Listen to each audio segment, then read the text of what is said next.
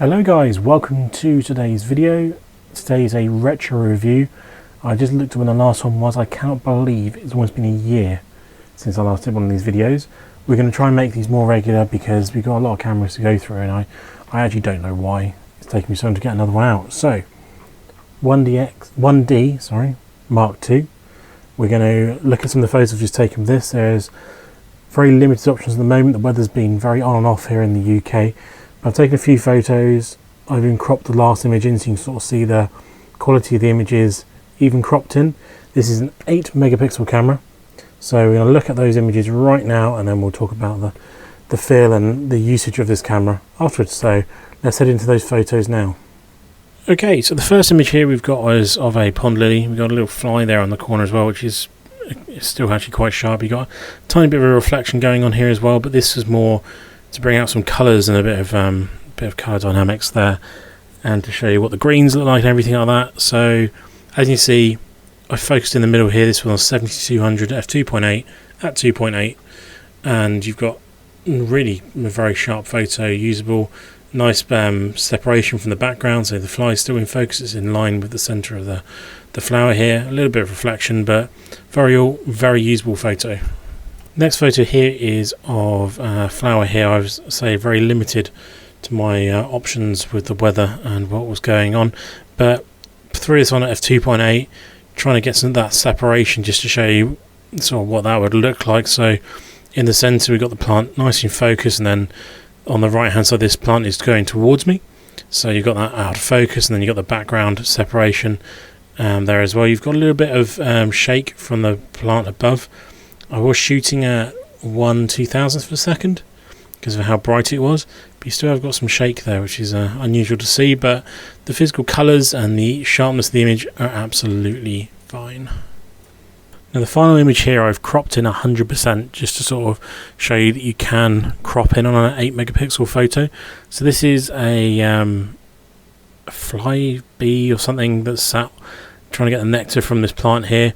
This is at 2.8, and you can see that because as soon as you get past the fly, even past its nose, we're starting to go out of focus, but the fly is nicely in focus, so it's 100% crop, still lots of detail in here, background nicely blurred out, colours still absolutely fine. So it shows you that as long as you get the settings right, even on an 8 megapixel photo you can still make it very usable and you don't have to worry about that. And it was great to see what was capable from this. I wish I had more time to go and do some other photos before getting the video out, but even on this that fly was flying around quite a lot, so I was at 1/2000th of a second following the fly around, landed quickly, got the photos, and it flew off after a couple of shots.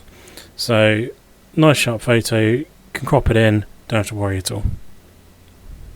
So those are the images I've taken with this camera. So there's very limited options around at the moment just because the weather's been a bit on and off. It's raining and sunny all the time, and it's just England at the moment.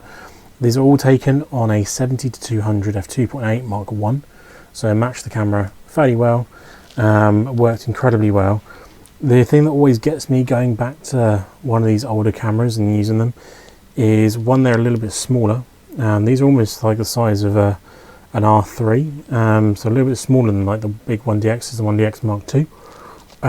Also, you don't have stuff like auto ISO, so you've got to look at the sort of where your conditions are and adjust your ISO, adjust your shutter speed, and just keep controlling those conditions, just make sure.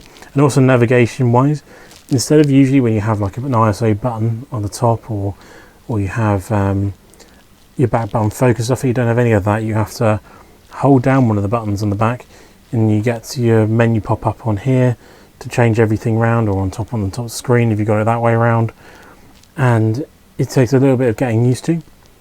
Also, having this absolutely tiny screen, you're trying to get through and navigate all the menus and everything is very challenging compared to more modern equipment when you get used to those, but it's still very fun to use. 8 megapixels, so it doesn't sound like a lot, but I would say that last photo I cropped in 100%. It's still a very usable image as long as you get a sharp image. Obviously, being a much older camera, you have a lower ISO limit before it gets sort of noisy. So I was trying to keep my ISO around 800 just to make sure the images were good quality. When you start going to like 1600, 3200, then you're going to introduce a lot of noise with it being an older camera. But it still feels like a 1D. It's incredible to think that this camera's getting on for almost 20 years old now, and it still feels like a 1D. It's just, when you look at the back, it just looks so dated compared to the current 1D. But there's nothing stopping you picking one of these up for a couple £100 and just playing with the old stuff. Having cameras like this is what will keep the DSLRs alive, because people want to pick up this sort of camera even in 2024 and use it and just see what it was like back in the day. This once was a £5,000 camera back when it came out, and it's now £200. So it is fun to look at what the pros were shooting in 2004, 2005, play with it and sort of see what imagery you can get out of it.